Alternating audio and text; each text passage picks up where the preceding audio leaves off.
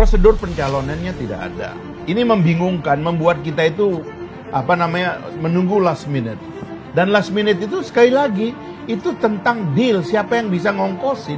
Sebab dua saja pikirannya partai politik itu.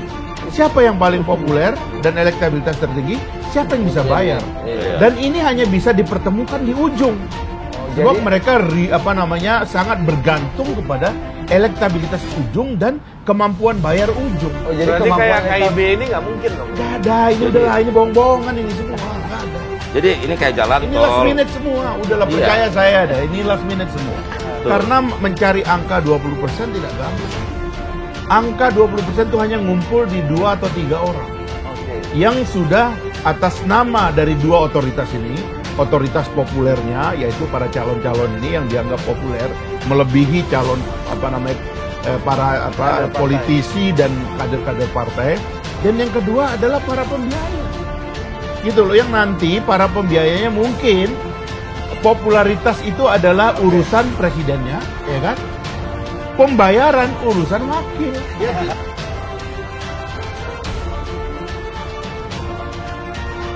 Dikarenakan batalnya rencana deklarasi koalisi perubahan bentukan dari Partai Demokrat, Nasdem, dan PKS yang mengusung calon presiden Anies Baswedan, yang rencana awalnya akan dideklarasikan pada tanggal 10 November lalu.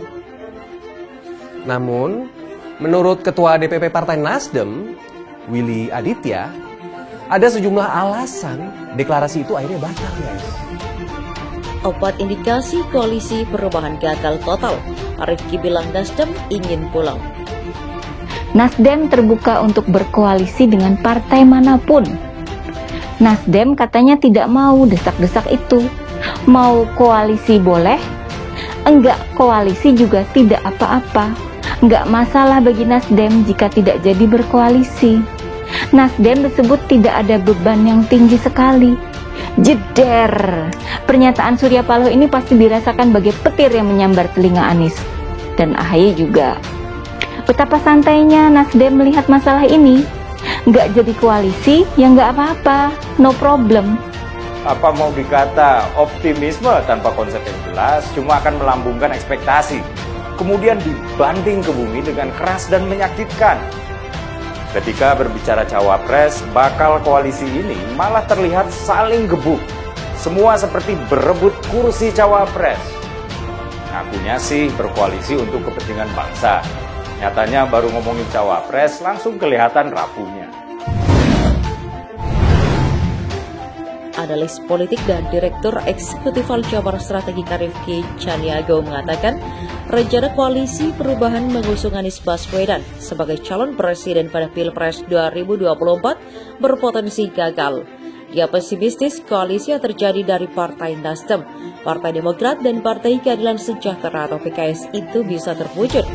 Rencana koalisi perubahan untuk tahun 2024 berpotensi menjadi wacana yang hanya menjadi rencana besar saja, kata Rifki dalam keterangan tertulis yang diterima di Jakarta pada hari Sabtu.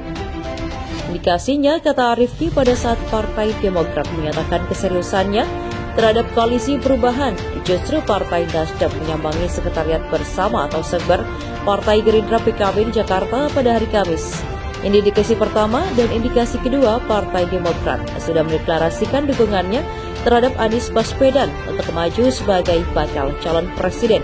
Namun PKS tampak gamang, tidak tegas karena hingga saat ini belum mendeklarasikan dukungannya terhadap Anies Capres 2024. Koalisi perubahan ini sepertinya memang layu sebelum berkembang. Dulu Nasdem yang menunggu kepastian Demokrat dan PKS untuk mendukung Anies Baswedan, tetapi saat ini sepertinya Demokrat yang menunggu keseriusan Nasdem untuk melanjutkan koalisi, ujarnya pula. Indikasi ketiga menurut dia dari narasi berbeda yang dimainkan oleh Partai Nasdem dan Partai Demokrat memperlihatkan koalisi perubahan memiliki jalan sendiri-sendiri. Indikasi keempat bahwa koalisi perubahan berpotensi hanya menjadi wacana, yakni adanya pertemuan antara Presiden Joko Widodo dengan Ketua Umum Partai Nasdem Surya Paloh pada Istana Kepresidenan Jakarta pada hari Kamis.